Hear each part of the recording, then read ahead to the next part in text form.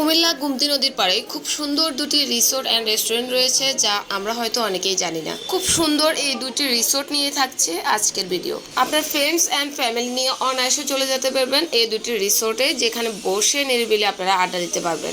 এই মুহূর্তে আমি একটা রিসোর্টের দিকে প্রবেশ করতেছি, যেটার উপরের গেটটা এমনভাবে তৈরি করছে মনে হচ্ছে পাখির বাসা বেঁধে আছে। একটু ভিতরের দিকে ঢুকতেই দেখি যেখানে কিনা খাবারের একটা দোকান আছে। আপনারা চাইলে ফুচকা, চটপটি, চা, কফি এবং চাপ, নান, গ্রিল সবকিছু এখান থেকে অর্ডার করে খাইতে পারবেন। তাদের এখানে দেখলাম অনেক রকমের ফুল গাছ লাগানো আছে, তবে আমার কাছে সবচেয়ে বেশি ভালো লেগেছে সূর্যমুখী ফুল গাছগুলা।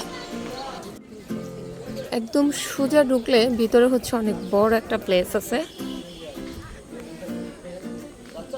এই রেস্টুরেন্টের ভিতরে গেলে আপনারা চাইলে সুন্দর সুন্দর কিছু পিকচার নিতে পারেন, বিশেষ করে কাপলরা। এখানে দেখলাম যে লাভ শেপের কিছু ডেকোর করে রাখছে, যেগুলাতে কাপলরা বসে ছবি তুললে খারাপ হবে না মনে হয়। সবচেয়ে বড় কথা হচ্ছে এই রেস্টুরেন্টটা কিন্তু একদম নদীর পাড়ে, নদীর ঠান্ডা বাতাস খাবেন আর রেস্টুরেন্টটাকে উপভোগ করবেন। এই রিসোর্টটা কিন্তু একদম পালপাড়া ব্রিজের সাথে। এই রিসোর্টটা থেকে নদীর পাড়ের দিকে একটা সিঁড়ি গেছে, যেটার মধ্যে বসে আপনারা একদম নদীর ঠান্ডা বাতাসটা উপভোগ করতে পারবেন। কিছুদিন পর কিন্তু এই সিঁড়িটা পুরোটাই পানি চলে আসবে একদম নিচের সাইড।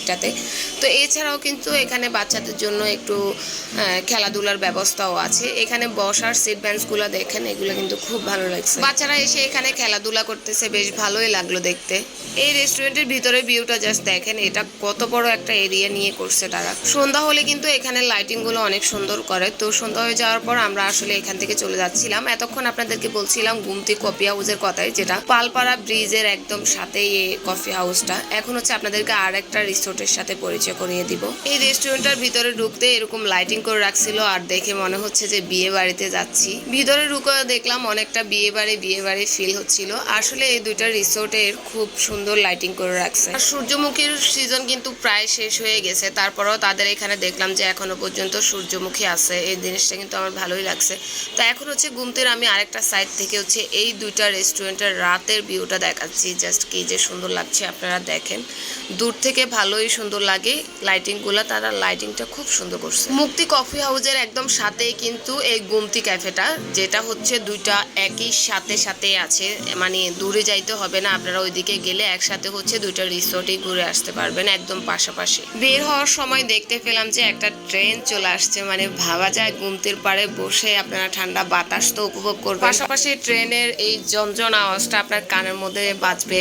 এই ফিলিংসটা না অনেক বেশি ভালো ছিল। তো ট্রেন যেতে যেতে বলে পেলুন কেমন লাগছে আজকে ভিডিওটা। একই সাথে কিন্তু দুইটা রিসোর্টের ভিডিও দিলাম আজকে। তো এখন এই তো অলমোস্ট সন্ধ্যার পর হয়ে গেছে, আমি ব্যাক করতেছি আসলে বাসার দিকে। ভিডিওটার ব্যাপারে কিন্তু কিছু অবশ্যই জানিয়ে যাবেন, পারলে শেয়ার করে দিবেন।